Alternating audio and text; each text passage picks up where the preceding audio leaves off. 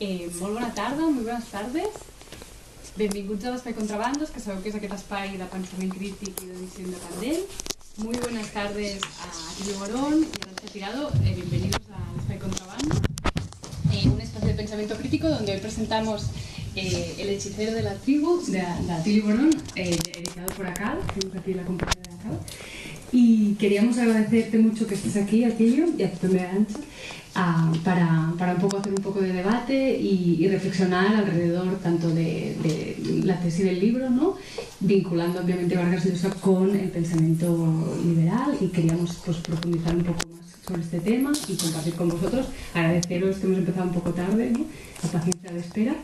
Y decir que, bueno, que os cedo la palabra. Tenemos, ¿no?, a la Arantxa Tirado, politóloga, doctora en Relacions Internacionals, bueno, i també d'Estudis Latinoamericanos, ¿no?, doctora en Estudios Latinoamericanos, y tenim a Atilio Borón, que no hace falta que lo presente, porque sabemos todos muy bien, ¿no?, su trayectoria, sociólogo, bueno, de Harvard, bueno, muchos nombres que lo más importante, ¿no?, es las ideas que nos va a presentar, así que le doy la palabra a Arantxa i després començarem el debat. Gràcies. Doncs moltes gràcies, Marta, per aquesta presentació. Farem la presentació en castellà. Haremos la presentación en castellano porque Atilio, en esta inmersión de un día en Barcelona, creo que no le ha dado tiempo todavía. Tiene muchas cualidades, pero aprender idiomas por ciencia infusa todavía no. Bueno, yo quiero agradecer en primer lugar a Contrabandos por ser sede nuevamente de la presentación de un libro. Ya son varias veces que nos toca estar aquí y es un gusto siempre. Por supuesto también a Cal por invitarme, por editar este tipo de libros. Como lectora, pues también agradezco a Cal la publicación de estas armas de pensamiento crítico. Y, como no, en último lugar, pero no menos importante, a Atilio Borón, que me honra permitiéndome acompañarlo en esta presentación en Barcelona. Es un gusto, un lujo siempre estar a tu lado, Atilio, que es un maestro y un referente para muchos de los que estamos en la academia y nos reivindicamos o tratamos de hacer un tipo de academia basada en el pensamiento crítico, que no siempre es fácil y menos por estas latitudes. Bueno, lo primero que quiero decir del libro es que puede llevar a engaño. Viendo el título, uno puede decir, ostras, un libro sobre Mario Vargas Llosa, qué interesante, o será algo de papel couché o algo liviano, no sé, cotilleo sobre una biografía, sobre su vida, sobre este personaje. Algo que también nos llevaría a pensarlo viendo la evolución que ha tenido el personaje y, como bien explica Atilio en el libro, donde aparece últimamente más el personaje, ¿no?, que son pues, relatos de Lola y exclusivas de este tipo.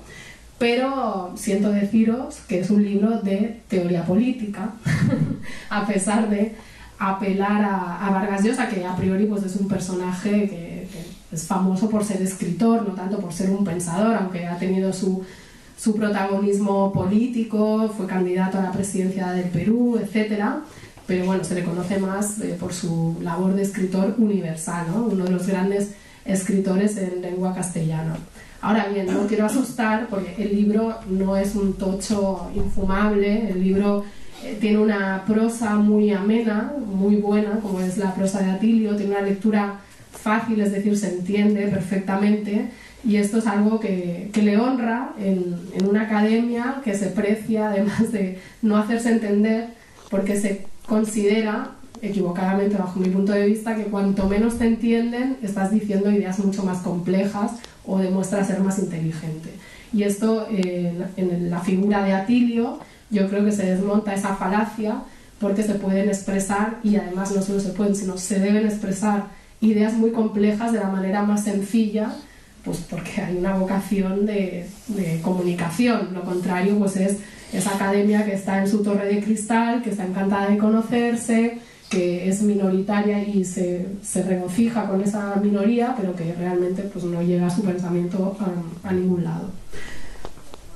Por otra parte, diría que es un libro no solo apropiado, sino también necesario, y no lo digo porque esté aquí al lado y me haya invitado y porque Atilio sea un maestro y un referente, sino porque es apremiante, me parece, poder contribuir con libros como este a la necesaria batalla de ideas de la que habló Fidel Castro. O sea, en estos tiempos de hegemonía de pensamiento neoliberal, incluso, bueno, liberal, eso sería un debate si es liberal o neoliberal la hegemonía, hace falta romper con la idea de un sentido común que se nos ha enquistado a todos, incluso a sectores de la izquierda, sobre lo que es correcto, o más que correcto, lo que es normal, ¿no? El liberalismo me parece que es ese sentido común que está tan presente que ya ha penetrado de manera invisibilizada. Somos incapaces de darnos cuenta de que nos movemos en un mundo de parámetros claramente liberales. Y es tan evidente esto como que cuando tú tratas de romper ese discurso, te caen encima el grito de no, estás haciendo ideología, usted está posicionado políticamente, ¿no? No digamos en la academia, bueno, incluso en la política, incluso en la izquierda. Es lamentable cómo se han reducido los márgenes del debate, cada vez son más angostos, muy, muy estrechos, casi inexistentes, si es que hay debate de ideas, porque ese es otro tema. Yo creo que hay una política cada vez más marketing y menos política, con mayúsculas, de confrontación de proyectos, de ideas, de diferentes sentidos comunes. Por supuesto, ni se diga que el marxismo, ¿no? El marxismo está totalmente defenestrado, pero incluso posturas que cuestionan el liberalismo desde la socialdemocracia parece que no tienen cabida, ¿no? en el debate político o incluso en los programas políticos de cierta izquierda, o incluso tenemos partidos comunistas que se conforman con tener programas de máximos socialdemócratas. O sea, a este nivel de corrimiento hacia el centro y la derecha hemos llegado después de, pues como explica también Atilio, la llegada de Thatcher, el golpe de Estado en Chile, que inaugura un nuevo tiempo, que se refuerza con la presencia de Thatcher, Reagan, y que, bueno, que es como la implosión posterior de la Unión Soviética, y es como una bola de nieve que se va haciendo grande, grande, grande, y que nos está metiendo en esa bola, arrastrando, y no nos damos cuenta. Yo creo que lo más grave de todo es que algo tan sencillo como pensar que lo colectivo debería estar por encima de lo individual, o sea, los derechos colectivos, o sea, que yo puedo estar muy bien en una sociedad, pero si el resto de la gente está muy mal, eso no tiene sentido o no debería hacerme feliz a mí como ser humano. Esto se ha eliminado por completo del debate, incluso plantearlo casi que es subversivo, ¿no? Es como, bueno, yo miro por mis derechos, yo miro por lo mío, porque nadie se va a preocupar de lo mío. O sea, este tipo de frases sencillas, contundentes, en las que se monta la derecha y la ultraderecha, y que bueno, podríamos debatir, ¿no? Esta reemergencia, o no sé si reemergencia, o porque siempre han estado ahí, de la ultraderecha, con discursos cada vez más sencillos, más apelando a esas individualidades, a esos miedos, a que te quiten lo tuyo, entre comillas, a decirte que el enemigo está al lado. Todo esto, cuestionarlo parece que va contra ese sentido común, e incluso cuesta cuestionarlo. ¿Y por qué? Porque hay señores como el señor Vargas Llosa, entre otros, que se dedican a difundir determinada visión del mundo de una manera muy consciente, de una manera muy coordinada. O sea, no es algo así como tal. Ellos, como decía esta mañana Atilio, sí tienen todos los medios, tienen el dinero, tienen los think tanks, tienen los medios de comunicación, tienen todos los dispositivos ideológicos y culturales para ir asentando esas ideas complejas de manera sencilla, lo que a veces a la izquierda le cuesta, ¿no? Porque está en unos debates tan teóricos para unas minorías que se olvida de aterrizarlos. Y creo que esto también muestra evidente el fracaso de la izquierda, de no poder colocar, o sea, izquierda, y asumiéndonos nosotros también, no poder colocar un relato alternativo, sobre todo en un contexto de crisis económica y hasta civilizatoria, que debería hacernos preocupar a todos como humanidad de hacia dónde va este planeta. Y hacia dónde va este planeta de la mano del capitalismo, que es un sistema depredador, que va a acabar con el ser humano, pero no sé si antes va a acabar con el planeta, bueno, no sé quién acabará antes. pero que la izquierda sea impotente en un caldo de cultivo que debería ser a priori favorable para plantear alternativas, pues me parece que ellos lo hacen bien, pero nosotros también dejamos que lo hagan bien, haciéndolo mal. Este libro es una respuesta a otro libro que escribió Mario Vargas Llosa, que se llama La llamada de la tribu, donde hace una glosa de diferentes pensadores del liberalismo. Me gusta porque Atilio desmitifica la supuesta sapiencia o conocimiento o ese aura que tiene Mario Vargas Llosa, que por otra parte me parece es un tipo brillante en muchos sentidos y además seductor. Yo hace años de pequeña recuerdo una entrevista que le hizo, creo que era Julia Otero, a él, y me parece un tipo muy seductor como persona, ¿no? O sea, tiene esa parte además, un tipo inteligente que sabe hablar, puede transmitir ideas, pero que quizás se ha mitificado con un aura de intelectualidad. Y cuando uno ve, por ejemplo, en la cita esta que pone Atilio de una afirmación que hizo Vargas Llosa sobre Aznar, que decía: los historiadores del futuro reconocerán a Aznar como uno de los grandes estadistas de la historia de España. Bueno, a mí una persona que tiene esa percepción de un ser como Aznar, me parece que mucha inteligencia, al menos emocional, pues no tiene, pero en fin, todo es subjetivo, ¿no? Dirían algunos.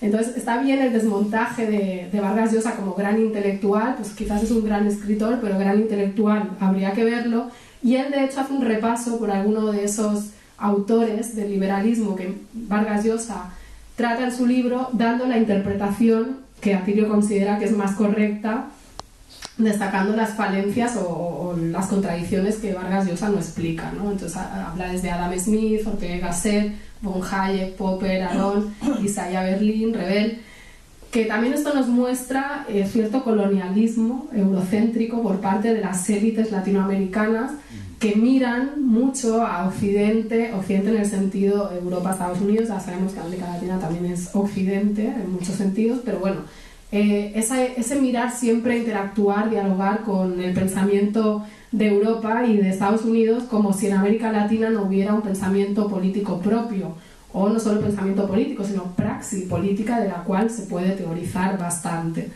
Yo creo que la importancia, y voy a ir concluyendo con esto porque lo interesante es que hable Atilio, que es el que menos suele estar por aquí, y yo últimamente hablo demasiado en público y ya estoy un poco cansada.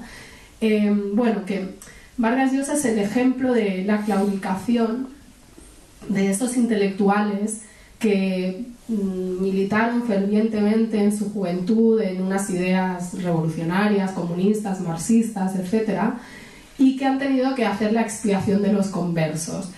Y ese paso del marxismo a la derecha extrema neoliberal, que no es exclusivo de Vargas Llosa, que por desgracia pues, ha habido muchos casos, no solo en América Latina, también aquí, en Estados Unidos, en muchos países, uno se podría preguntar por qué acaba sucediendo esto, ¿no? Que yo, una persona que durante su juventud ha abrazado unas ideas de manera tan fuerte que parecía que era un compromiso para toda la vida, y bueno, sabemos que, a ver, no es como el matrimonio, que se puede acabar y tal, o sea, una ideología se supone que es algo que sostiene, ¿no? tu corpus ideológico, o sea, valga la redundancia, o sea, tu manera de ver el mundo, o sea, cómo puede cambiar tanto tu manera de ver el mundo. Entonces ahí uno se pregunta, ¿será que nunca fueron tan revolucionarios o será que es cierta esa frase de el que de joven es revolucionario bien, pero el que lo sigue siendo 40 años después pues es tonto o algo así? Bueno, yo creo ahí, yo lanzo una hipótesis muy particular, de mi punto de vista. Yo creo que al fin y al cabo acaba siendo un tema de clase también, ¿no? No es lo mismo abrazar unas ideas marxistas por moda, porque es lo bonito, lo que queda bien en determinados contextos. A lo mejor aquí no, pero si estudias en la UNAM y no eres de izquierdas en según qué contextos, o si en los 60, en pleno auge de las revoluciones del 68, de la revolución cubana, que supuso toda una eclosión en América Latina, y además que sabemos que los grandes intelectuales a lo largo de la historia en términos generales han estado del lado de la izquierda, porque solo pensemos hacer un ejercicio de quién es la intelectualidad de derechas en el Estado español, ¿no? y las izquierdas, bueno, podemos tener algunas respuestas. Bueno, pues es estar en el marxismo por moda no es lo mismo que abrazar unas ideas que su triunfo supone solucionar tus problemas básicos de alimentación, de vivienda, de derecho a tener un ocio, una cultura. Yo creo que son cosas muy diferentes. Por supuesto que hay excepciones, por supuesto, y no todo es tan mecánico, y tenemos a lo largo de la historia gente como el Che, como Fidel y tantos otros, pero en el ámbito académico, como nos hablaba Perry Anderson, ¿no? del marxismo occidental, que es un marxismo circunscrito muy a esos ámbitos intelectuales académicos y con poco contacto con la militancia de base o con la condición obrera o los sindicatos, pues se presta más, ¿no? Ese tipo de derivas, porque yo creo que bueno, también Gregorio Morán acá publicó un libro de El cura y los mandarines, hablando de toda la intelectualidad en el Estado español, salvando las distancias, que también había varios casos de estos, ¿no? De gente que hizo un viraje brutal, pero me parece que con estos ejemplos se ven los límites del ejercicio de la intelectualidad por la intelectualidad del Palacio de Cristal, que a la hora de los golpes se pone de lado, ¿no? Y esto lo estamos viendo muy claro en el tema de Venezuela, donde mucha gente, incluso de la izquierda, no se quiere posicionar, tiene miedo, sale con, bueno, pero también los errores que hay en Venezuela, las contradicciones.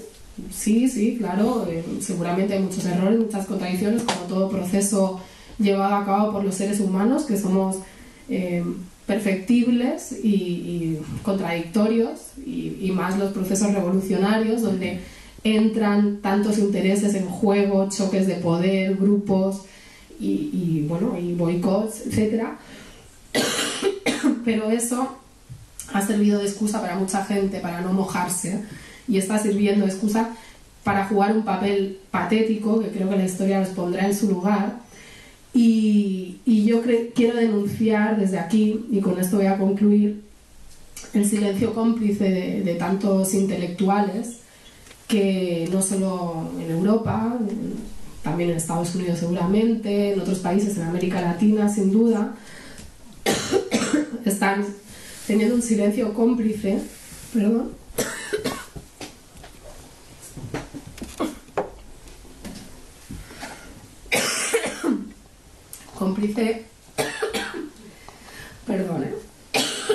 es una señal, me están mandando una maldición, y vergonzoso con lo que está pasando en Venezuela.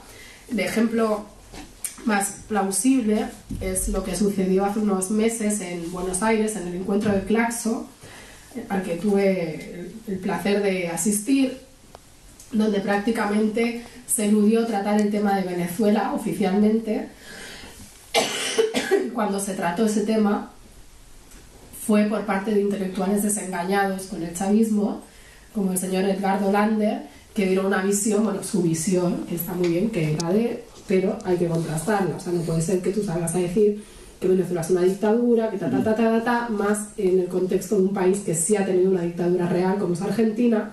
A mí me parece una falta de respeto esa elasticidad en los términos que está dentro de todo esto que Atilio denuncia, del impacto del liberalismo, de cómo se ha vaciado de debate ideológico la política, la academia, cómo se ha bajado el nivel, cómo opinar es gratis y se puede decir prácticamente cualquier cosa sin que haya ningún tipo de repercusión.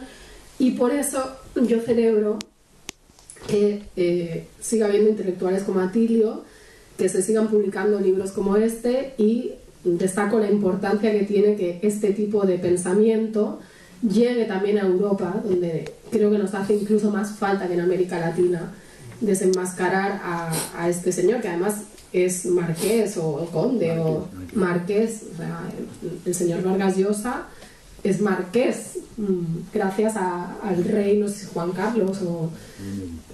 Claro, imaginemos, o sea, estamos en un nivel aunque desde España nos guste dar muchas lecciones de democracia al mundo, bueno, pues aquí todavía opera esto de los marquesados, las monarquías, etcétera, y en un lugar donde todavía tenemos estos rezagos feudales, pues me parece muy importante traer un tema moderno, como sería el tema del liberalismo, ¿no? Al lado del feudalismo, sería un avance, no, pero bueno, bromas aparte, poder ayudar a dar herramientas para un debate ideológico del que estamos muy faltos en la izquierda en general, también en la academia y bueno, para el público también en general. Así que gracias y te cedo la palabra. Bueno, buenas tardes, muchas gracias a la ENCHE por la presentación, agradezco a la librería Contrabandos por darme esta posibilidad de estar con ustedes aquí, conversar un poco sobre este libro. Nos corremos un poquito por el tema de la imagen ahí, los que quieran, si no voy a estar escondido detrás del libro. Bueno, y gracias por estar y gracias por supuesto a Ediciones ACAL que tomó la iniciativa de publicar este libro. Yo digo que todo esto, este proyecto, ¿verdad?, se inscribe en una preocupación más amplia que yo vengo desarrollando hace bastante tiempo, acerca de qué pasa con los intelectuales. ¿Qué pasa con los intelectuales de izquierda? ¿Qué pasa con los intelectuales revolucionarios? ¿Verdad? Y yo diría que hubo un punto en donde esto a mí me produjo así una verdadera conmoción, que fue a comienzos de este siglo, hace ya 19 largos años, cuando la Harvard University Press publica el famoso libro de Tony Negri y Michael Hart, Imperio, Imperio se llamaba, y que para mi tremenda sorpresa, ¿verdad?, encuentro yo ahí una reflexión en donde hay una tesis central que coincide perfectamente con los planteamientos tradicionales de la derecha, consistente esta tesis en decir que realmente el imperialismo ya es un fenómeno del pasado y que con el advenimiento de la era de la globalización el imperialismo ha perdido vigencia, un fenómeno histórico, ¿verdad?, que desapareció junto con la supuesta desaparición del Estado-Nación, así lo plantean estos autores, con la extinción progresiva pero irreversible del nacionalismo, y llegando por lo tanto a una conclusión que más allá de los matices y la forma como estos autores plantean ese argumento, coincide exactamente con el de los teóricos de la globalización, que niegan, por supuesto, el imperialismo, niegan las asimetrías en las relaciones internacionales, niegan la teoría de la dependencia, o sea, hacen una negación absoluta de todo lo que significa un proceso de construcción de un orden social profundamente desigual, explotador, ¿no es cierto?, y que condena a grandes masas de la población mundial a una perpetua situación de dependencia y de su desarrollo. Para mí fue un verdadero shock encontrarme con esa reflexión, porque yo había sido ya muchos años antes uno de los traductores de algunos de los artículos más importantes de Tony Negri al castellano, ¿verdad?, que se habían publicado en italiano.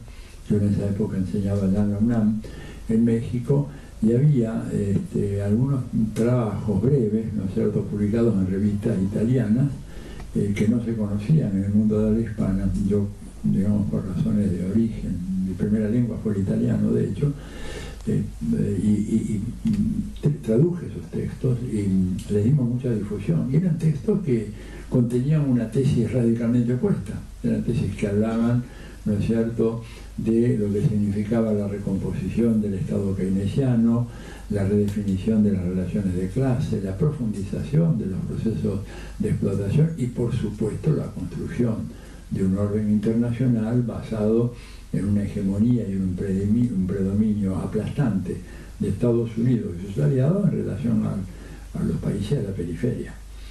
Cuando 15, 20 años más tarde, un autor como Tony Negri, que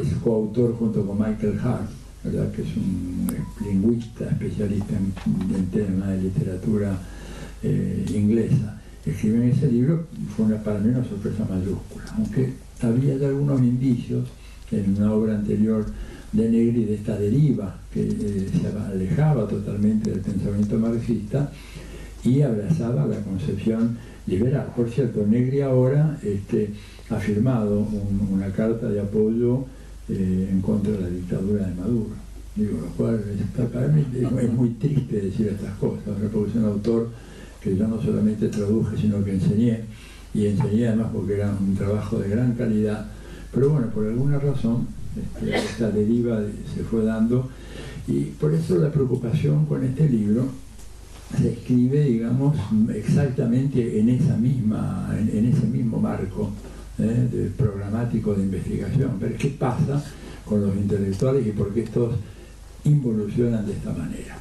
Y el caso de Vargas Llosa, por supuesto, es un caso de extraordinaria importancia para mí, ¿verdad?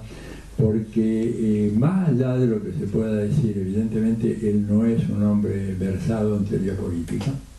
Digamos, como estudiante de teoría política yo lo hubiera reprobado en mi curso, sí, seguramente, pero es un gran escritor. Es un gran escritor y es un hombre que precisamente puede, con el manejo magistral que tiene de la palabra y de su prosa, convencer a mucha gente de cosas que otros serían incapaces de hacer, ¿no es cierto? Y él produce en este texto una especie de revisión de los 7 autores sobre los cuales él afianza su conversión de ser un marxista profundamente dogmático, ¿verdad? Como lo fue en su juventud. Militó en una célula clandestina del Partido Comunista del Perú, se llamaba la célula Cahuida, por ahí ustedes son peruanos, conocerán esta historia, en San Marcos, ¿verdad? Él era un militante, bajo el nombre de Camarada Alberto, ese era el nombre que él tenía, ¿verdad? Y de repente este personaje, con el paso del tiempo, se convierte en la figura nodal en la divulgación del pensamiento liberal contemporáneo, porque hay que reconocer de que no creo yo que haya muchos sectores en la clase obrera del Estado español, ¿verdad?, o de América Latina, o del movimiento campesino latinoamericano, que hayan leído a Hayek, a Aron, a Popper o a Isaiah Berlin. Ninguno, ¿verdad? Estos son autores que se ven en algún seminario de posgrado y punto. Pero las ideas de aquellos autores, destiladas, transformadas y dichas de una manera seductora por Vargas Llosa, a la cabeza de un vasto emporio mediático, ¿no es cierto? Eso es un dato fundamental, han penetrado profundamente en la conciencia pública en América Latina, yo diría en vastas partes de Europa e incluso del mundo anglosajón. De ahí la enorme importancia que tiene Vargas Llosa. No es tan solo un caso de un buen escritor, para mi manera de ver, es el más importante divulgador, el más importante publicista que tiene hoy el pensamiento liberal a nivel mundial, no solo en el mundo hispanoparlante o en el mundo de habla castellana, para ser más precisos, sino a nivel internacional. Ni siquiera entre los divulgadores del pensamiento liberal en el mundo anglosajón, ¿verdad?, uno encuentra una figura que haya tenido una penetración tan grande como Vargas Llosa. Por eso, a mi juicio, me parece que fue y es fundamental salir a debatir con él, no como escritor, sigo considerándolo un gran escritor, más allá de que sus obras más recientes no tengan el brillo, la calidad, el nervio y el fervor que tenían sus primeras obras, ¿verdad? Ahora ya es un proceso, ya, yo diría casi hasta de producción industrial de obras en donde se ven por momentos, no sé, tal vez soy injusto, pero creo que se ven varias manos colaborando y él finalmente dando el toque final. No es lo mismo esta obra que Conversación en la Catedral, o La Casa Verde, o La Ciudad y los Perros, esas son obras maestras del famoso boom latinoamericano. Pero tiene esta capacidad fenomenal de ser de alguna manera el que sintetiza el pensamiento liberal para el consumo de masas. Y de eso se trata. Cuando Gramsci nos convoca a plantear una lucha hegemónica, ¿no es cierto?, que un poco, viste, que hay una parte del texto que yo me meto con la cuestión de los intelectuales, bueno, en el fondo Gramsci nos pedía que nosotros, los intelectuales, ¿verdad?, tuviéramos la capacidad de gestar un nuevo sentido común. para contraponer al sentido común dominante.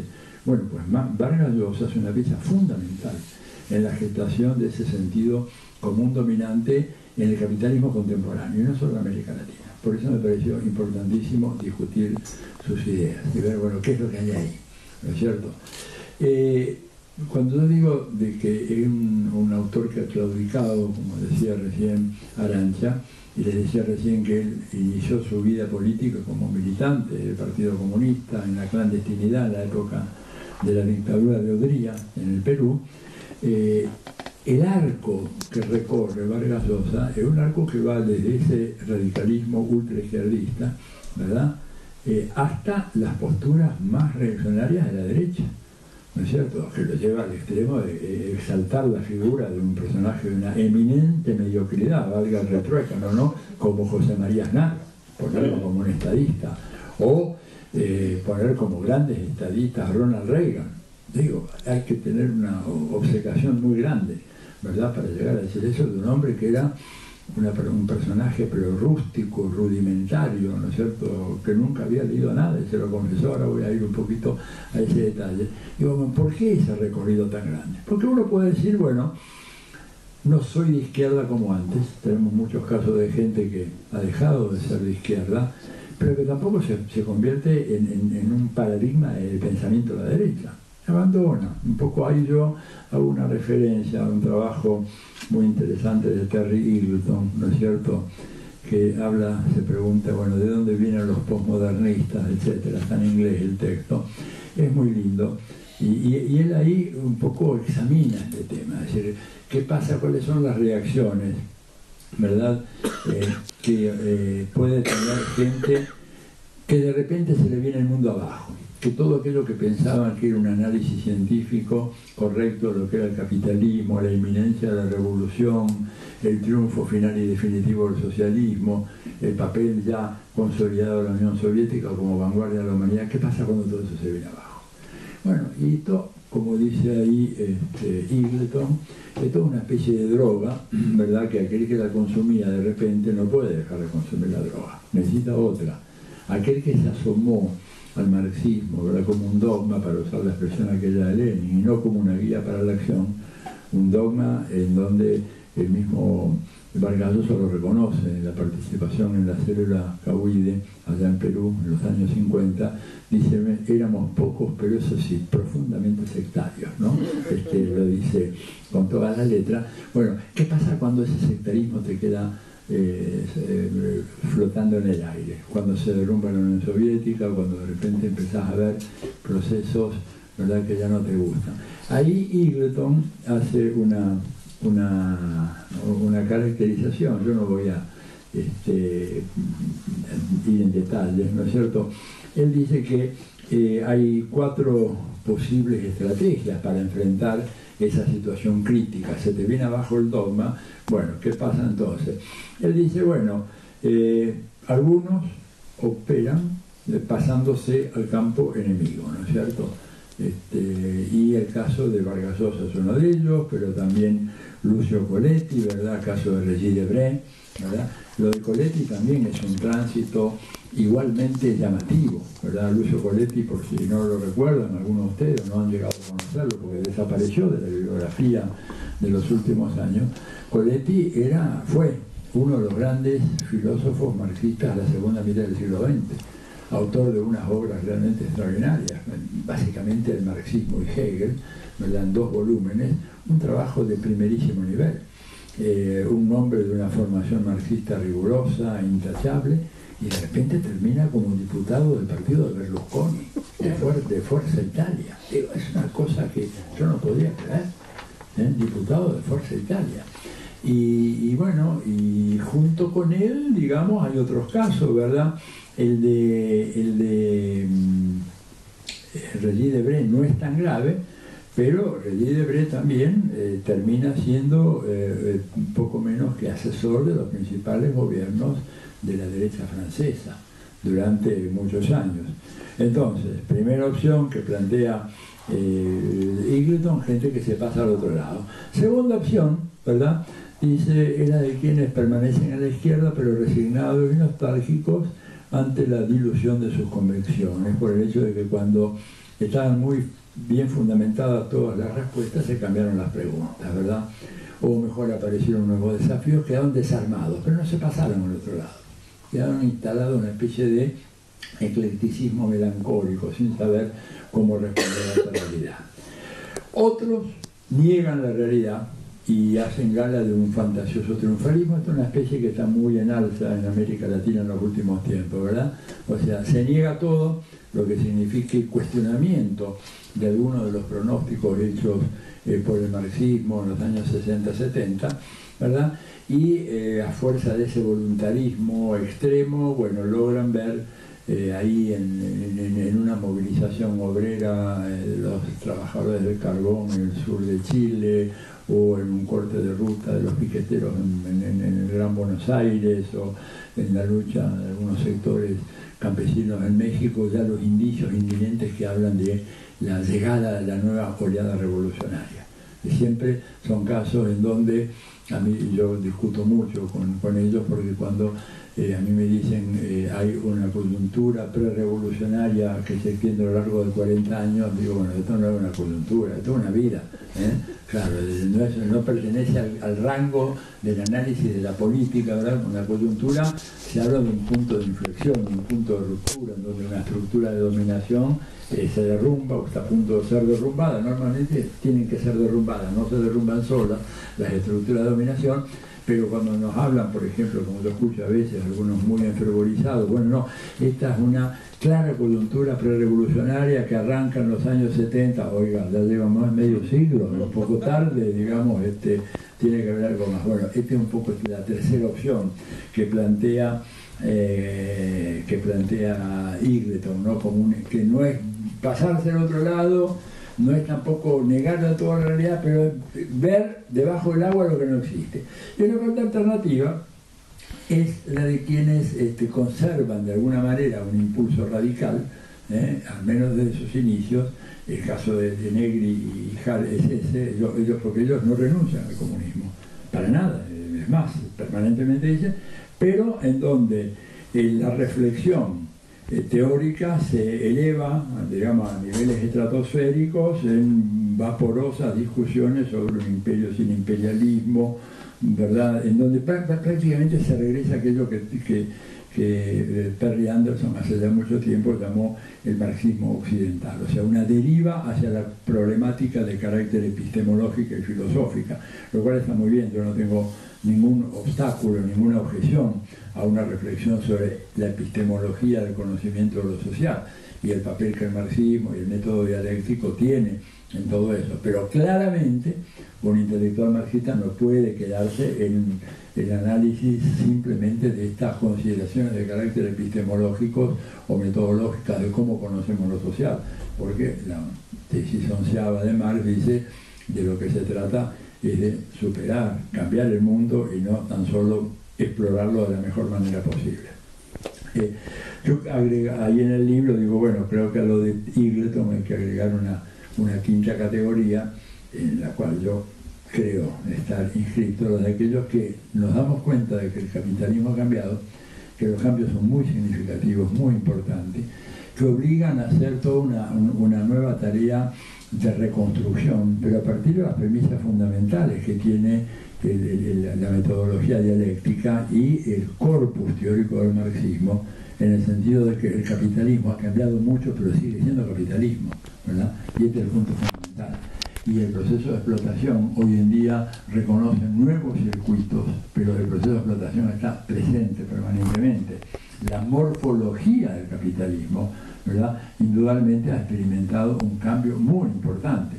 Yo decía en una CIDOI en la mañana o en alguna otra conferencia, cuando yo era un alumno ahí en la facultad, o en Flaxo, allá en Chile, estudiando con algunos de los buenos teóricos que había en aquella época, en aquel país, se hablaba de las empresas capitalistas, ¿no es cierto?, como los que de alguna manera gestionaban el proceso de acumulación, y los ejemplos que se ponían en la General Motors, la Ford, la Philips, digamos, la Westinghouse, la Exxon, como las grandes empresas. Hoy en día, cuando uno mira, ¿verdad?, cuáles son las 10 empresas de mayor cotización en bolsa en Wall Street, no aparece ninguna de esas empresas. Y por ejemplo, en un caso muy particular de la industria automovilística mundial, la General Motors hoy en día tiene una evaluación en la bolsa de Nueva York que es la mitad de la evaluación que tiene Uber. La mitad de la evaluación que tiene Uber. Entonces, ¿cómo es el capitalismo en la época de Uber, ¿verdad? O en la época de una empresa que muy pocos seguramente conocen, no se conocen, una empresa que se llama Alphabet. ¿Ustedes? Nadie lo nombra. ¿Saben qué? Es la dueña de Google. Nada menos. Dueña de Google. Y es una de las gigantes. Entonces, combatir el capitalismo hoy, y esto un poco es la quinta opción, que yo digo que en Eagleton no está, es decir, bueno, reconocer eso, pero reconocer la importancia decisiva, innegociable, de alterar y superar este orden económico, social que es el capitalismo, que como decía recién Arantxa, es un orden depredador que pone en cuestión las condiciones que hicieron posible la aparición de la vida en el planeta Tierra, como dijo Fidel ahí en la famosa cumbre de la Tierra de 1992. Y en ese contexto uno preguntarse, bueno, esta es la reacción. ¿Por qué Vargas Llosa toma la otra reacción? ¿Por qué es que él entra en la primera categoría de aquellos que abandonan esa droga dogmática a la cual se habían hecho adictos y toma la otra? Él lo cuenta en el libro. El libro, digamos, debo decir que el libro, por las dudas, quienes no han visto el libro al cual yo me estoy refiriendo, es este. Bueno, lo pongo ahí para que se vea la cámara también. Es la... no se ve, o sí se ve. Bueno, Se ha quedado congelado. se ha quedado congelado. Bueno, espero no congelarme yo. Problemas de conexión. No te preocupes. El libro es La llamada de la tribu, un libro de finales del 2018. Y él acá es donde hace toda una exploración sobre cómo es que él llegó a convertirse en un liberal. Y anota los autores que le sirvieron a él, pero sobre todo explica ese tránsito que, como les decía hace un rato, fue un tránsito complicado, no fue de la noche a la mañana, no fue una conversión radical. Yo diría que en ese sentido, por ejemplo, lo de Coletti o lo de Regis Debray fue mucho más fulminante, ¿verdad? Hablamos de Regis Debray, hablamos del cronista de la guerrilla de Che en Bolivia. O sea, no es que estamos hablando de un intelectual cualquiera que estaba en la Sorbona o en la UNAM o en San Marcos o en donde quieras, ¿verdad? Sino de un hombre que había estado y que de repente, tras ser liberado, poco tiempo después se transforma en otra cosa. En Vargas Llosa el proceso es largo. Comienza con la desilusión progresiva con la Revolución Cubana, sobre todo por la cuestión del tratamiento a las minorías de género y a los homosexuales, en el caso concreto, en los años 68 se creó unidades movilizables de producción o algo así se llamaba en Cuba, en donde básicamente enviaban a los homosexuales que, hay que decirlo, eran perseguidos en todo el mundo, no solamente en Cuba, ¿verdad? Esto es fundamental, digo, porque Vargas Llosa parece que pone a Cuba como una isla de perseguidores profesionales y de censores y represores, cuando en realidad los homosexuales eran también perseguidos en Estados Unidos, lo eran en Inglaterra, lo eran en todo el mundo y por supuesto en América Latina. Fue una persecución que duró poco, pero que causó un escándalo y que, hay que decirlo, propio mismo dentro del Partido Cubano, del Partido Comunista Cubano, hubo fuertes críticas a eso y esas unidades especiales de producción fueron abandonadas. Pero eso le causó ya una primera mala impresión a Vargas Llosa. Luego vino la invasión de Checoslovaquia en mayo, en el 68, que también generó muchos problemas, a muchos de nosotros. Yo en esa época era un estudiante más o menos avanzado, medianamente, en ciencias sociales, un hombre de izquierda. No entendíamos muy bien, no entendíamos por qué los tanques en Checoslovaquia. Años después lo pude entender un poco mejor. No sé si hasta llegar a justificarlo plenamente, pero evidentemente había ahí un mar de fondo, una pugna geopolítica que era muy importante y que no podíamos nosotros ignorar, ¿verdad? Y por lo tanto era necesario revisarla y tomarla muy seriamente en cuenta. Vargas Llosa asimila de manera muy negativa esa experiencia. ¿Por qué? Porque, como muchos marxistas, tenía una imagen idealizada de la Unión Soviética, ¿verdad? Y esto yo lo pude comprobar no solamente con compañeros míos, gente vinculada al PC, cuando yo era joven, estudiante, etcétera, sino inclusive en una entrevista muy linda que yo pude hacer, una vocación muy fuerte que es la de periodismo y entrevistador. Lo entrevisté a Humberto Cerroni y a Norberto Bobbio, a los dos, ¿no? Tuve la enorme fortuna de ver a los dos. ¿Y qué me decía Cerroni? Cerroni era el PC, no era el caso de Bobbio. Le pregunté, yo digo, bueno, esto estamos hablando del año 74, 75, en el apogeo del eurocomunismo, etcétera. Y entonces le digo, ¿por qué? Yo no tenía esa preocupación, ¿por qué tantos intelectuales se desengañan del comunismo? Entonces me dijo dos cosas muy interesantes, que creo que las estoy rememorando ahora a la ancha a propósito de tus comentarios, así que te las agradezco. Me dijo, mire, hay dos cosas muy importantes que produjeron el desengaño. Primero, la visión que el propio Partido Comunista Italiano proyectó de la Unión Soviética como un paraíso.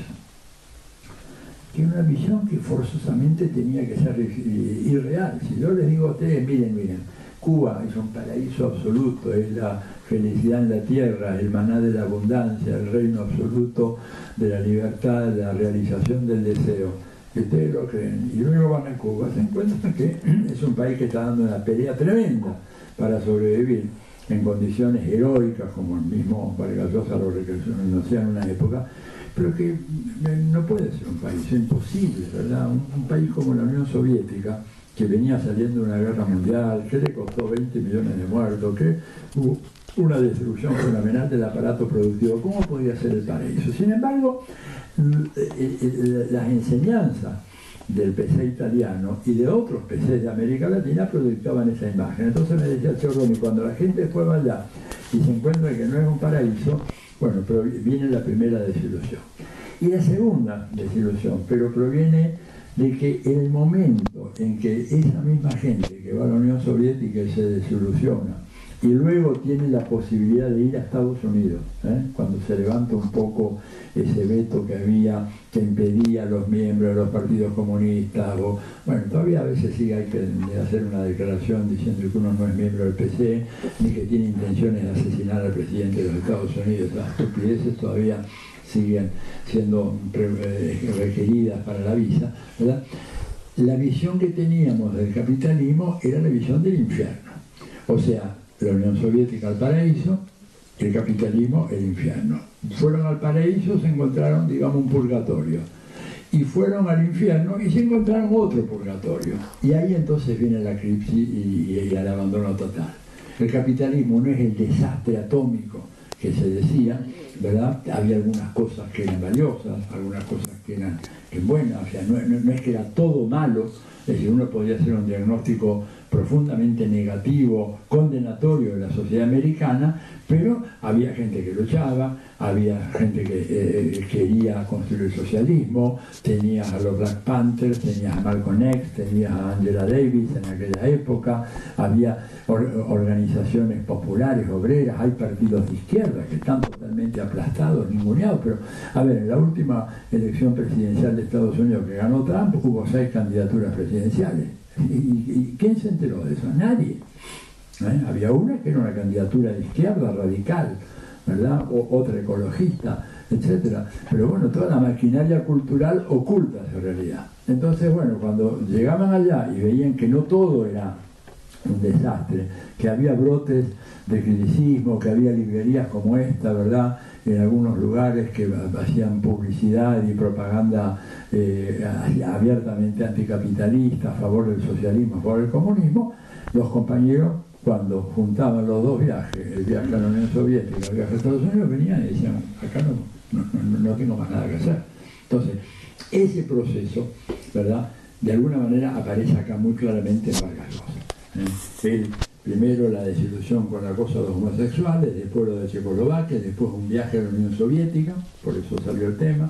En ese viaje a la Unión Soviética, él ahí tiene es uno de los pasajes más deslucidos del libro, porque el diagnóstico que él hace de la Unión Soviética, según su propia confesión, se basa en unos diálogos que tuvo con un intelectual, que él mismo dice medio borracho, que empezó a hablar pestes de la Unión Soviética diciendo, bueno, acá lo único que están bien son los intelectuales del sistema que escriben y que están en el oficialismo.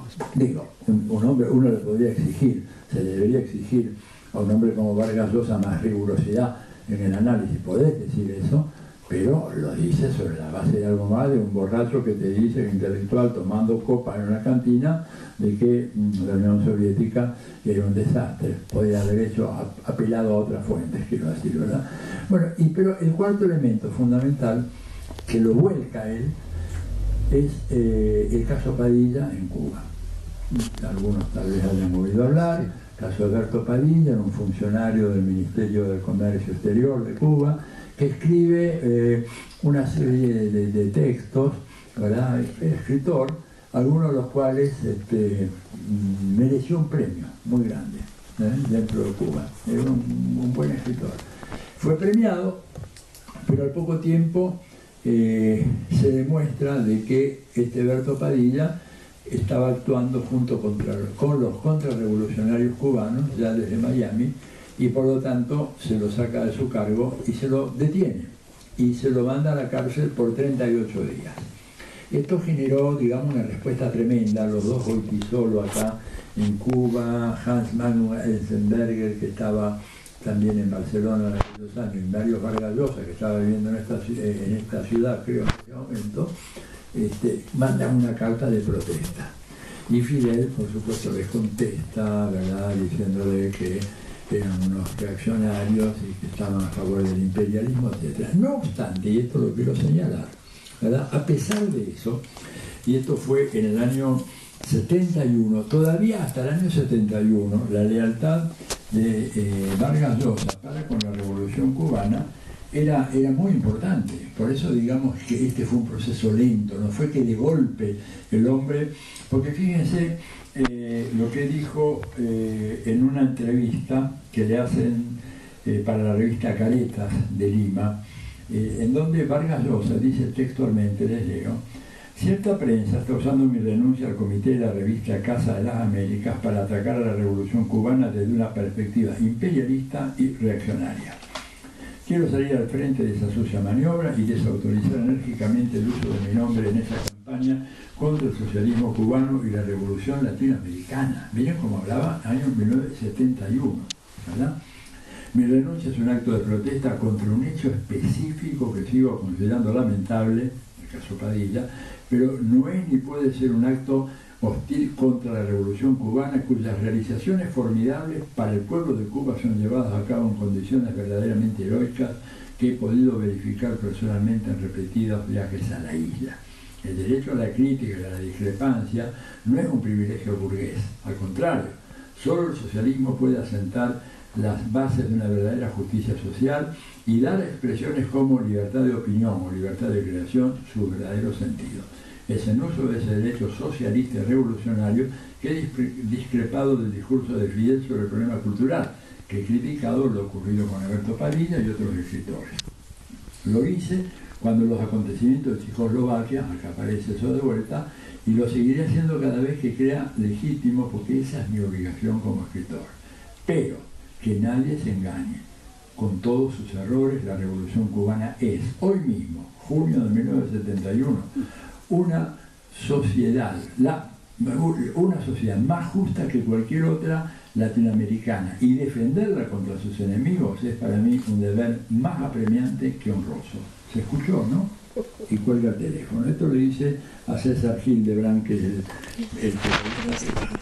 este nombre, en el 71. ¿Qué le pasó después? Porque la verdad hay que escribir esa carta. Digo, esa carta la escribiría, si me la piden hoy a mí, es decir, por, no sé, una agresión, y escriben algo así, yo lo firmo. No sé si le agrego alguna cosita más, pero la firmo. ¿Qué pasó? Bueno, lo que pasó fue que él en ese momento entra en una especie de limbo así melancólico, ¿verdad? Está sin rumbo.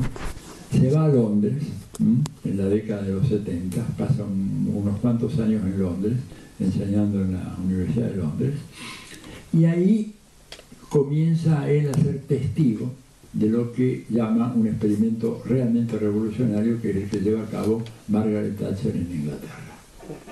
Y entonces él ve ese proceso, ¿verdad? Al poco tiempo sube Reagan en los Estados Unidos y se da cuenta de que esas libertades de crítica, libertad de pensamiento, de opinión, de organización, que él quería para Cuba y para otros países, se estaban dando en Gran Bretaña, bajo el liderazgo de Margaret Thatcher. Y hay un momento cúlmine, ¿verdad?, en esta transición, que es cuando un amigo de él, un historiador conocido acá en el Estado español, es Hugh Thomas, ha escrito mucho, digamos, sobre España y también sobre Cuba, ¿verdad? Y Thomas lo invita a una cena con Margaret Thatcher. Y él, que tenía algunas dudas sobre ir o no ir, decide ir. Y entonces queda deslumbrado por Margaret Thatcher, totalmente deslumbrado.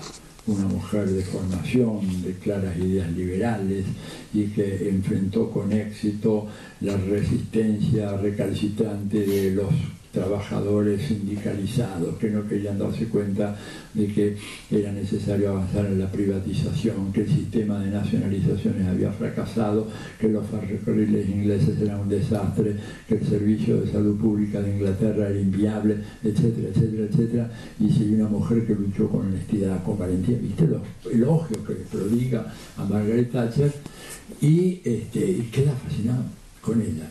Y para colmo, lo invitan poco tiempo después, una vez que Reagan llega a la presidencia de los Estados Unidos, estamos hablando al principio, esto era a finales de la década del 70, los primeros meses del 80, en enero del 81 Reagan llega a la presidencia americana, y poco tiempo después también que es muy sociable y es muy amiguero, y además se las ingenia para estar siempre circulando en los niveles más privilegiados de la sociedad, lo invitan a un almuerzo, creo que fue con Ronald Reagan, ¿no es cierto?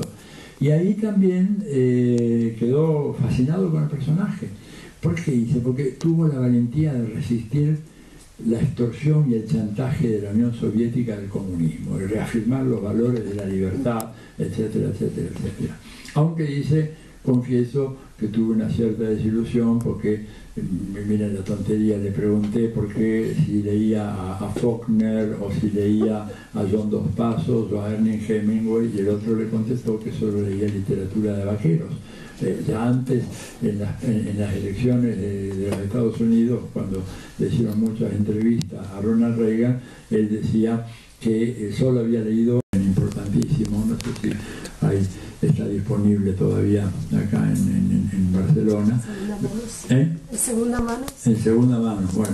Él habla de este proceso de alejamiento, que es bien interesante, ¿no es cierto? Porque dice, militantes calificados que daban su vida por el comunismo, de repente empiezan a tener dificultades con la burocracia, en el caso de la Unión Soviética, luego se enojan con el partido, con el comité central del partido, luego con el secretario, luego con el partido, y al fin y al cabo terminan abandonando partido, comité central, burocracia y la misma ideología comunista, y se transforman en otra cosa. Bueno, eso fue lo que pasó con Vargas Llosa.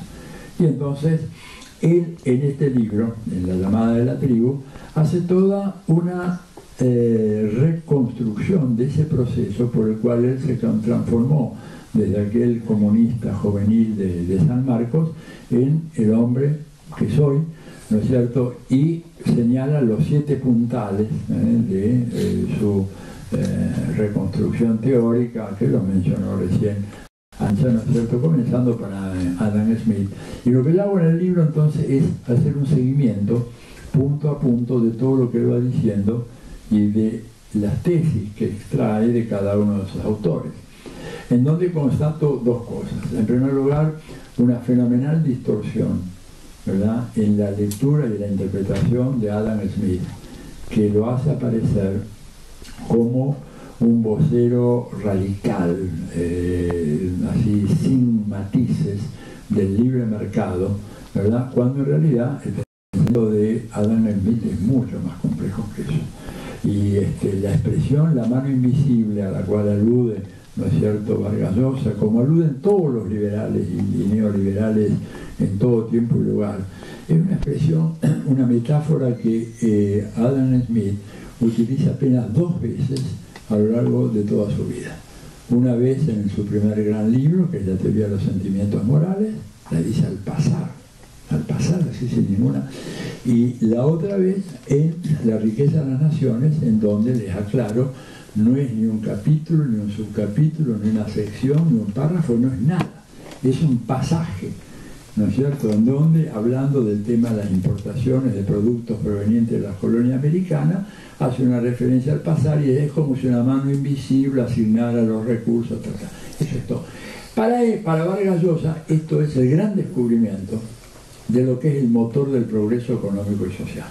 Y entonces hace toda una reconstrucción del pensamiento de esa frase, ¿no es cierto?, de Adam Smith, pero descuidando por completo que el hecho que Adam Smith era un humanista y que creía que los capitalistas y los empresarios y los terratenientes y los comerciantes, y si quieren les leo la cita, no sé si vale la pena hacerlo tan moroso, ¿verdad? Pero bueno, acá está en la página 61 del libro, dice textualmente, en contra de esta visión de la mano invisible, los amos, se refiere fundamentalmente a comerciantes, industriales y terratenientes, raramente se reúnen, aún por entretenimiento o diversión, sin que la conversación termine en una conspiración contra el público o en una componenda para aumentar sus precios, ¿verdad?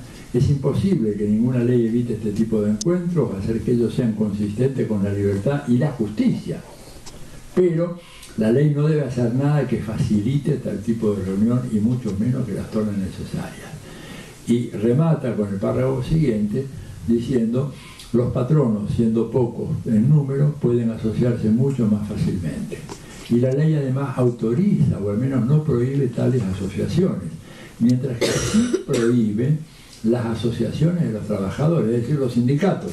Ustedes saben que en Inglaterra, en aquella época que hablaba Adam Smith, 1774, 75, el libro del 76, los sindicatos estaban prohibidos en las Combination Acts, en las leyes contra las combinaciones. O sea, Adam Smith dice, los patronos se reúnen, se conspiran en contra de los trabajadores y en contra de los consumidores, y eso está bien. Y está prohibido que se reúnen los trabajadores. Y dice, no tenemos leyes del Parlamento en contra de combinaciones encaminadas a bajar los salarios, que era lo que hacen los patronos, pero tenemos muchas que penalizan las combinaciones que desean aumentarlos. Los patrones están siempre y en todo lugar en una suerte de asociación tácita, constante y uniforme para impedir el aumento de los salarios. Todo esto es absolutamente ignorado, ¿verdad? Una verdadera reconstrucción del pensamiento de Adam Smith no podría haber dejado de lado esto, fundamental, porque eso es lo que dice. Pero no solamente eso, sino que inclusive, avanzando un poco más, y con esto ya termino lo de Smith, ¿verdad? Cuando se plantea de que Adam Smith era un partidario furibundo del libre mercado, ignora, ¿verdad?, cosas que, por ejemplo, decía Adam Smith como mecanismo necesario para evitar los desequilibrios a la asimetría del mercado. Fíjense, por ejemplo, Smith creía que era importante dictar leyes de navegación porque, decía, la defensa nacional es más importante que la opulencia. Textual, Adam Smith. Leyes para que establezcan que los salarios debían pagarse en dinero y no en especies. Que el papel moneda debe estar regulado por el Estado. Fíjense la importancia que tiene esto cuando tenemos el caso de la Reserva Federal de los Estados Unidos, que es un banco privado que es el que emite dólares. La Reserva Federal no es, a veces se dice el Banco Central de los Estados Unidos. No, no, señor. Estados Unidos no tiene un banco central.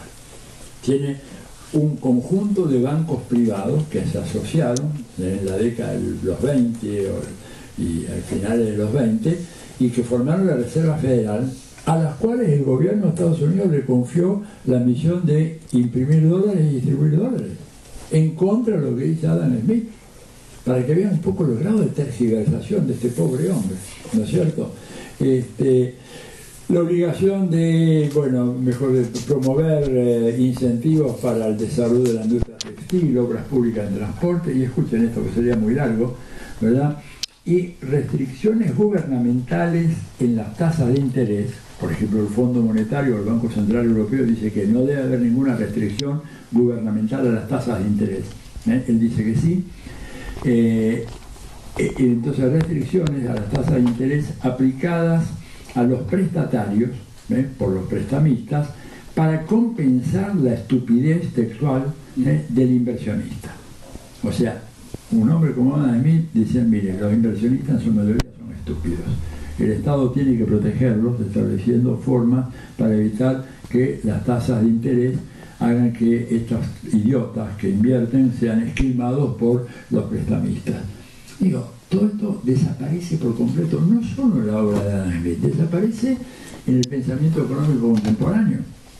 Tomen cualquier manual, el Samuelson, el Dornbusch, cualquiera de los manuales con los cuales estudian economía nuestros estudiantes, de hace ya más de medio siglo, ¿verdad? Y van a ver cómo que todo esto de Adam Smith está totalmente soslayado. Porque Adam Smith no era un liberal ni un neoliberal, era un humanista que luchaba, claro, en contra de las prerrogativas monopólicas de la monarquía, con las restricciones, con un nivel de corrupción fenomenal que él mismo señala, pero que no jamás hubiera suscrito un argumento como esto de Vargas Llosa.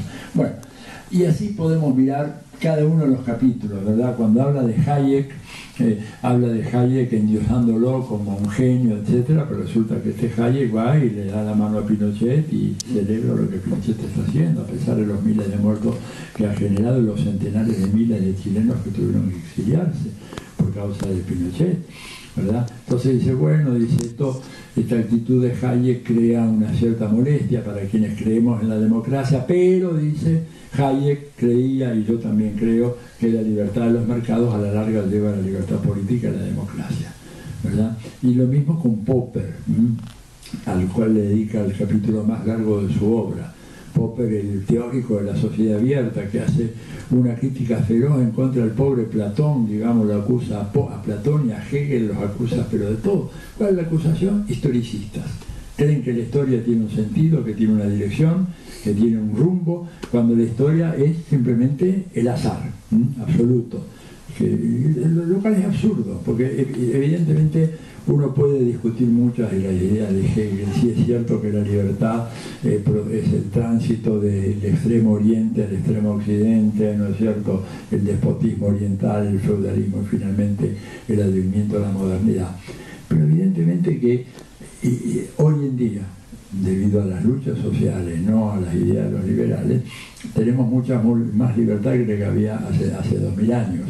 Entonces la idea de que hay una cierta direccionalidad en la historia sin caer en un determinismo es una idea que se puede comprobar fácilmente. Bueno, pero eso es historicismo para Popper, eso significa que hay una visión fanática, dogmática de la historia, significa que hay sujetos predeterminados que son los que van a hacer la revolución, y eso por lo tanto conduce a un desastre como el desastre soviético. Eso es lo que plantea Popper. Y entonces cuando a la hora de dar una solución, después de escribir casi 500 páginas en 2 tomos, la solución es expandir el sistema educativo público. Punto. Nada más que eso. Ni hablar de medios de producción, ni hablar de regulación de los mercados, porque dice, en la medida en que se garantice a todos, mediante la educación pública, gratuita y de calidad, que todos tengan, puedan llegar iguales al mismo punto de partida, la sociedad será una sociedad abierta, de movilidad social ascendente, premiará a los mejores. Bueno, eso es un delirio que no se encontró hasta ahora en ninguna sociedad. Más bien lo que ha venido ocurriendo, lejos de una apertura de la sociedad, de lo que hemos tenido es un proceso de progresivo cierre, una progresivo endurecimiento de la estructura de clases, en donde los niños que vienen de las clases subalternas llegan cada vez en peores condiciones, porque aún en países como Estados Unidos y aún en los países europeos, los chicos que vienen de las clases y capas populares se encuentran en una desventaja radical e irresoluble en relación a aquellos otros que provienen de ambientes que los dotaron de un capital cultural mucho mayor. Digo, son 500 páginas de palabrería que no tienen absolutamente ningún sentido, pero que cumplen una función ideológica muy importante, que es cuál: incriminar a los pobres e incriminar a las víctimas.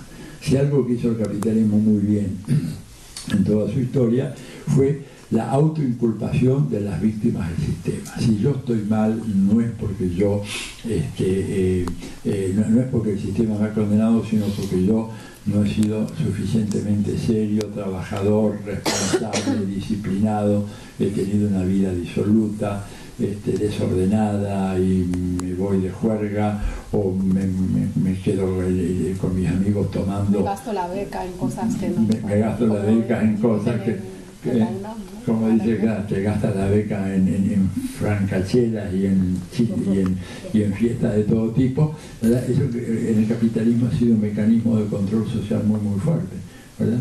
Y entonces, bueno, todo eso está acá plasmado de manera. Y remato, ¿cuál es la conclusión de todo esto? Señores, si quieren democracia, tienen que ser absolutamente solícitos con las demandas de una sociedad liberal. Y la sociedad liberal es una sociedad en donde los planteos colectivistas simplemente producen una catástrofe social. La idea de una estrategia de acción colectiva para mejorar las condiciones de vida lleva a un fracaso, aunque no menciona el caso que mencioné yo hoy a la mañana de la orden ejecutiva de Reagan. Reagan en su mandato emitió una orden ejecutiva en donde autorizaba a cualquier empresa de más de 50 trabajadores en Estados Unidos contratar una oficina legal para aconsejar a los trabajadores no afiliarse a los sindicatos. Y entonces vemos cómo se produjo lentamente una caída en la tasa de sindicalización de los Estados Unidos, y yo tengo ahí una gráfica que mostré hoy en la mañana, y es que junto con la caída en la tasa de sindicalización hay un ascenso paralelo en la concentración de los ingresos en el 10% más rico de la sociedad norteamericana. Evidente, con un sindicalismo debilitado la tasa de explotación aumenta exponencialmente. Entonces, la trampa de Vargas Llosa, que es muy importante porque es así, se refleja en la prensa cotidiana. En España basta con leer El País, el ABC, cualquiera de los grandes medios, en toda América Latina, la idea de que, bueno, para que una democracia prospere tenemos que abandonar las estrategias colectivas. Los sujetos colectivos, sindicatos, movimientos sociales, asociaciones barriales, son absolutamente disfuncionales y no consiguen los objetivos que se proponen, sino todo lo contrario, ¿verdad? Y por lo tanto deben ser limitados, y que cada uno individualmente, ¿verdad?, vea de qué forma puede aprovechar las enormes dotes, las posibilidades que les ofrece el capitalismo contemporáneo. Tanto es así que hace poco, en el inicio del Congreso de la Lengua mal llamada española, en realidad la lengua castellana, que se hizo en Córdoba, en la Argentina este año, Vargas Llosa en una entrevista dice que vivimos una época maravillosa porque por primera vez en la historia de la humanidad los pueblos que quieren ser ricos pueden ser ricos, y los que quedan en la pobreza es porque realmente optan por la pobreza. Una cosa increíble, ¿verdad? Según él, porque hoy en día, adoptando el modelo neoliberal, esos pueblos pueden emanciparse de la pobreza secular y ser sociedades prósperas.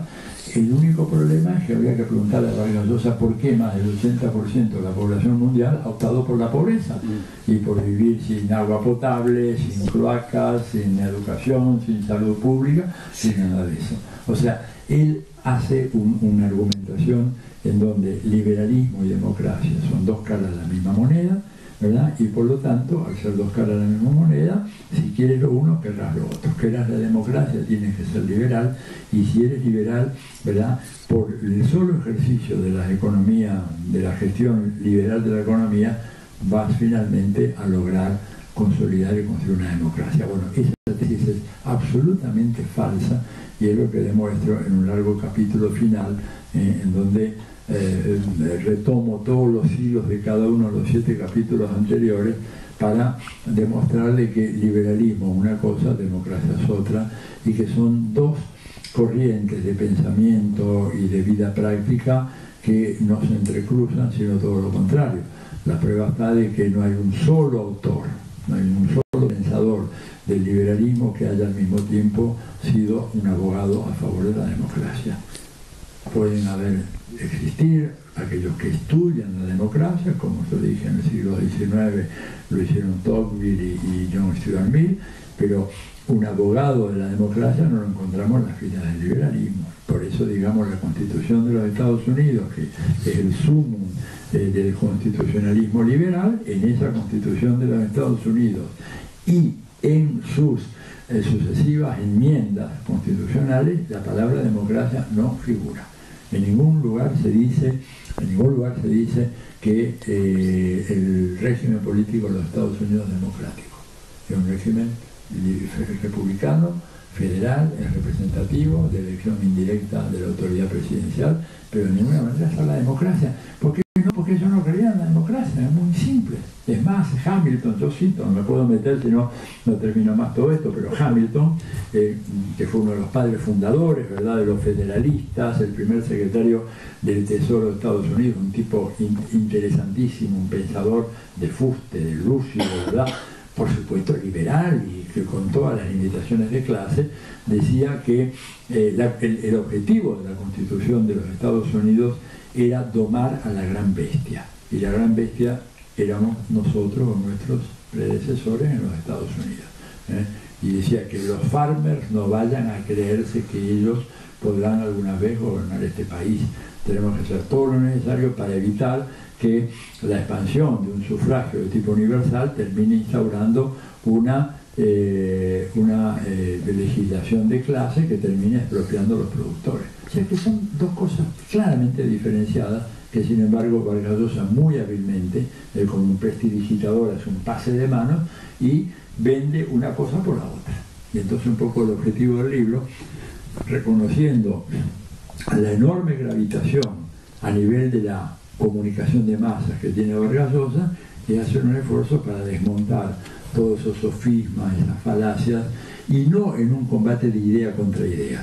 Acá no van a encontrar ustedes que ante una idea de Mario Vargas Llosa tengo otra, no. Idea de Mario Vargas Llosa, voy a los datos concretos de la realidad, investigo la realidad. ¿Qué dice el libre mercado? ¿Qué dice los medios de comunicación? ¿Qué dice la cultura? ¿Verdad? El ataque, por ejemplo, brutal, criminal, en contra del nuevo orden informativo internacional. Ustedes saben que en los años finales de los 70, mediados de los 70, a instancias de varios gobiernos, en el auge de los movimientos de liberación, de los no alineados, etc., se tomó una iniciativa para democratizar la información, que en ese momento era muchísimo más democrática que hoy. Y bueno, esa iniciativa de democratizar la información a partir de un estudio hecho por un teórico irlandés, Sean McBride, que hizo un famoso informe demostrando el sesgo profundamente racista y clasista de la información que circulaba a nivel mundial. Bueno, Vargas Llosa se tira con un odio en contra de eso, acusándolos de tercermundistas, populistas, comunistoides, una cosa terrible. ¿Por qué? Porque la información no debe ser controlada, no debe ser democratizada, fluye, y bueno, si hay actores que producen información, bueno, bienvenido sea, y los otros que no producen son vagos, holgazanes, no tienen imaginación, que no se entrometa el Estado ahí a garantizar nada, no tiene que garantizar nada.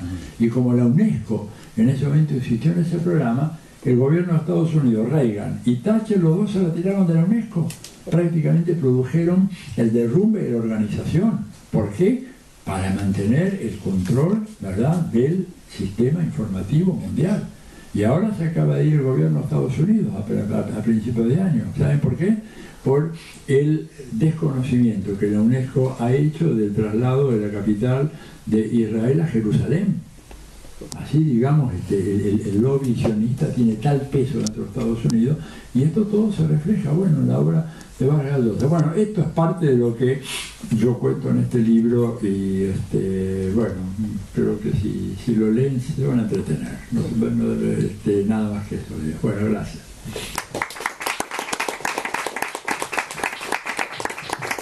Bueno, yo quiero pedir disculpas porque estaba aquí moviéndome, se ha colapsado la transmisión en vivo, parece que los problemas con internet no son solo propios de países como Venezuela, porque alguien decía, está un poco mal la conexión en Barcelona, pues sí. Pero nos estaban viendo desde México y desde Colombia. Sí, es una lástima porque hubiéramos abierto también la posibilidad de que hicieran preguntas desde allá, pero ustedes están aquí, que es más importante incluso. Si alguien quiere hacer algún comentario, alguna pregunta, reflexión que no sea otra ponencia, ¿no? O sea, aunque bueno, libertad. No somos liberticidas, como diría Vargas Llosa. Así que aquí está el micro.